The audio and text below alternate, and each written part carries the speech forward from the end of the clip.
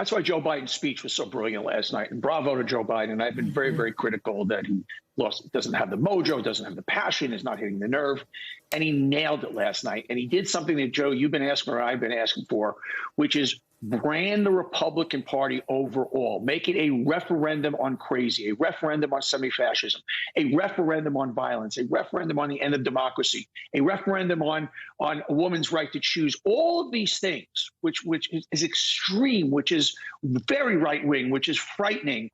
He did it, and he branded the entire party, although he was very clever to say, look, this is not everybody, but yet make it a referendum on the extremism, on the semi-fascism. And that's what he did, and that's what he did so brilliantly.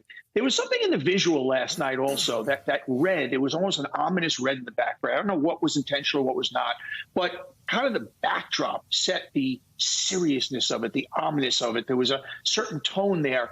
But what he did last night in a very single-minded way, finally, and I think people at home there was a sigh of relief as you were watching it, finally set up the parameters. Don't hold anything back, saying, you know what, this is now a referendum on extreme, crazy radicalism and the end of democracy. Set the stage that way. And to me, that trumps, no pun intended, inflation. It trumps anything else. And I think he nailed it. One of the things clearly that the president was trying to do, Lemire, was separate MAGA Republicans from the rest of the Republicans, whether he hopes that there are some votes to be picked up in the midterm elections or in perhaps even down in 2024 from the center of the country that isn't quite decided yet. Whether there are very many people left in that category, I don't know. But do you think, and I know the White House was weighing this up beforehand, how they could thread that needle. Do you think the speech was effective in doing that? Do you think he managed to make it clear that he was talking about MAGA Republicans without, amongst some Republicans, you know, making them think there is the president just being divisive? And that's some of the critique that you've heard of the speech, that there's Joe Biden being divisive again, and you could even turn off some of the people in the center of the Republican Party by doing that. Yeah, that was the question in the hours before the speech, is who exactly was its audience? And certainly for Democrats, it could fire them up. I mean, they have had a strong summer, and they're certainly deeply concerned about the future of democracy. So that's one audience. There are going to be some Republicans, those MAGA Republicans, who weren't going to listen to anything he said.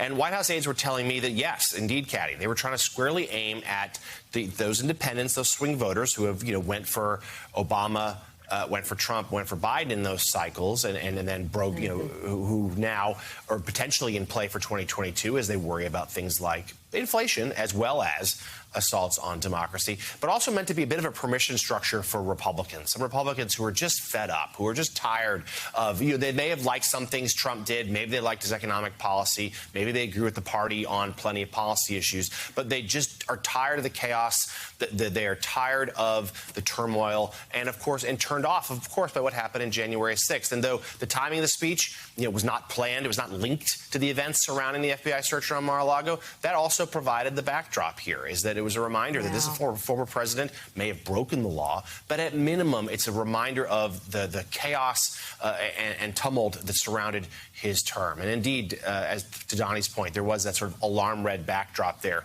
The president flanked by 2 Marines even, sort of underscoring the severity and the seriousness of his message, saying, look, our entire democracy here is at stake.